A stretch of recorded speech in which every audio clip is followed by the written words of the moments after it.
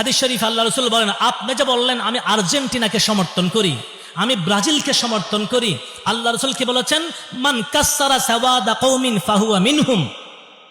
যে যেই দলকে সমর্থন করে, যে যেই দলকে ভারী করে, আল্লাহ রাসূল বলেন কিয়ামতের ময়দানে তাকে তাদের অন্তর্ভুক্ত করে দেওয়া হবে। একটু চিন্তা করে দেখতে হবে আমার নাম তাদের লিস্টিতে উঠতেছে কিনা। শরীয়ত বিরোধী কোনো কাজের সমর্থন করলেও তো আল্লাহর লিস্টিতে সে মুসলমান থাকে না। আর্জেন্টিনা, ব্রাজিল যারা সমর্থন করে পতাকা উঠাইতেছে, যদি জিজ্ঞেস করা হয় যে বলতো আর্জেন্টিনার প্রেসিডেন্টের নাম কি, বলতে পারবে? যদি জিজ্ঞেস করা হয় ব্রাজিলের প্রেসিডেন্টের নাম কি, বলতে পারবে না। এখন যারা খেলতেছে তাদেরকে যদি কেউ বলে ও আর্জেন্টিনার খেলোয়াড়রা তোমাদের সমর্থনে বাংলাদেশের চট্টগ্রাম এলাকার হাটহাজারী থানার কিছু যুবক ছেলে তোমাদের নামে পতাকা উঠাইছে, তারা হয়তো বলবে হাটহাজারী সেটা কোথায়? তারা হয়তো বলবে হাটহাজারীটা কোথায়? হাটহাজারী হয়তো প্রশ্ন করবে না, তারা হয়তো জিজ্ঞেস করতে পারে বাংলাদেশটা কোথায়। সেরকম তো হইতে পারে যে আমার দেশটাও চিনবে না। তাদের সমর্থন আমরা পতাকা উঠায় টাকা খরচ করি, আবার বলে আমি আর্জেন্টিনা করি। কোথায় ব্রাজিল, কোথায় আর্জেন্টিনা?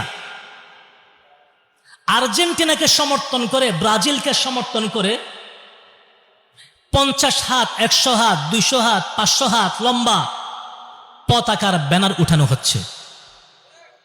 আজকে শুনলাম আরেক ঘটনা, এক ব্যক্তি নাকি 4 কিলোমিটার লম্বা একটা ব্যানার করেছে 5 লক্ষ টাকা খরচ করে। 2 লক্ষ টাকা তার ছিল, আর 3 লক্ষ টাকা সে জমিন বিক্রি করছে। এগুলো করে সে পতাকা উঠেছে। আশ্চর্য লাগে, মুসলমান এত বিবেকহীন কেমনে হয়? আল্লাহ পাক দিয়েছেন বিবেক, আর তুমি খেলা নিয়ে পাগল হয়েছো, এটা তোমার আবেগ। বিবেক বাদ দিয়ে আবেগের উপর চলা, এটা তো সবচেয়ে বড় বোকামি। কাকে সমর্থন করতেছি? প্রথম নম্বর আমাদের লক্ষ্য করা উচিত খেলাটা কি, খেলাটা কি জায়েজ না না জায়েজ। দ্বিতীয় নম্বর, খেলাকে সমর্থন করা এটা বৈধ না অবৈধ। তৃতীয় নম্বর, খেলাকে সমর্থন করে উল্লাস করা এটা কতটুকু বৈধতা রাখে। 4 নম্বর, কোন খেলোয়াড়দেরকে, কোন দেশকে সমর্থন করে তাদের নামে পতাকা উঠানো। 5 নম্বর, খেলাকে সমর্থন করে, কোন দেশকে সমর্থন করে তাদের জয়ের জন্য আল্লাহর কাছে দোয়া করা। বুঝেন নাই? চলতেছে কিনা? চলতেছে না। শরীয়ত মত 3টা খেলা বৈধ। হাদিসে আছে আল্লাহ রাসূল সাল্লাল্লাহু আলাইহি ওয়াসাল্লাম 3টা খেলাকে বৈধ বলছেন। 1 নম্বর হলো তীর মারা শিকা, 2 নম্বর ঘোড়দৌড় শিকা, ঘোড়া প্রতিযোগিতা। তো বর্তমান ঘোড়ার যে রেস দিচ্ছে এটা জায়েজ নেই, কারণ এটা তো তারা বাজি ধরতেছে, হার জিত বাজি ধরে সেটা করতেছে, সেটা হারাম। 3 নম্বর স্ত্রীর সাথে মোলাআবাত, স্ত্রীর সাথে হাসি খুশি, স্ত্রীর সাথে কৌতুক। আল্লাহ রাসূল এই 3টা খেলাকে বৈধ বলেছেন। এই 3টা খেলা ছাড়া কুল্লু লাহাবিন হারাম। নবীজির কথা, কুল্লু লাহাবিন হারাম। সমস্ত খেলাকে আল্লাহ রাসূল হারাম ঘোষণা করেছেন। তবে অনেকে প্রশ্ন করে যে কিছু খেলা আছে যেগুলি শরীর চর্চার জন্য যদি কেউ খেলে জায়েজ হবে কিনা। যেমন ফুটবল খেলা। ফুটবল খেলা তো মূলত আসলে একটা অনর্থক খেলা। ফুট মানে পাও, বল মানে গোলাকার একটা জিনিস, মানে পায়ের একটা গোল জিনিস, যেটা শুধু পায়ে লাগতে হবে, হাতের কোনো কাজ নেই। পায়ে খেলার সময় হঠাৎ করে হাতে বাজলে বেয়াদবি হয়। পায়ের জিনিস হাতে কেমনে বাজবে? সেই জন্য আবার সৌসেজদা করতে হয়, আবার একটা গোল করে। যতক্ষণ সৌসেজদা করে না খেলার সামনের দিকে অগ্রসর হতে পারে না। ফুটবল খেলা সৌসেজদা আর একটা গোল করা। পায়ের জিনিস হাতে বাজলো কেন? বড় বেয়াদবি হয়ে গেল। কিন্তু বড় আশ্চর্য লাগে আরেকটা বিষয়, যখন মাথায় লাগে তখন খুশি হয়। একজনে মারলো লাথি, আরেকজন মাথায় লাগাইলো বড়টা। আবার একবার দুইবার তিনবার যখন মাথায় লাগায় তখন নাকি হেড ঠিক, মাথা পুরা ঠিক। আরে পায়ের জিনিস হাতে লাগলে যদি বেয়াদবি হয়, পায়ের জিনিস মাথায় বাজলে আরো বড় বেয়াদবি হওয়ার দরকার ছিল। হাতে বাজলো, তুমি সৌসেজদা করতেছো, ভুল হয়ে গেল, আর মাথায় লাগলে খুশি হয়ে যায়, এর মতো ব্যাককলি খেলা আর আছে? বুঝেও না কি করতেছে।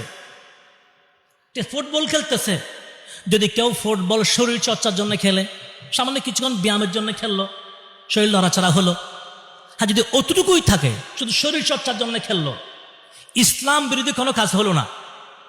সতর ঠিক রয়েছে, হাঁটুর উপরে কাপড় উঠাই নাই, নাবির নিচে কাপড় পরে নাই, এবং সেই খেলার কারণে কোনো গুনার কাজ হয় নাই।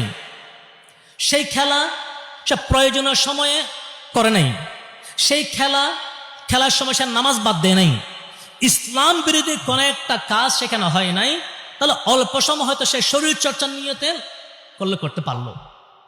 কিন্তু বর্তমান যে খেলোয়াড়রা খেলতেছে, তাদের কাপড় কি হাঁটুর উপরে না হাঁটুর নিচে? উঠে উপরে। আল্লাহ রাসূল সাল্লাল্লাহু আলাইহি ওয়াসাল্লাম কি বলছেন? হাদিস শরীফে আছে, وقال النبي صلى الله عليه وسلم الفخذ عورة। আল্লাহর হাবিব বলেন তোমার রান সতর, রান সতর।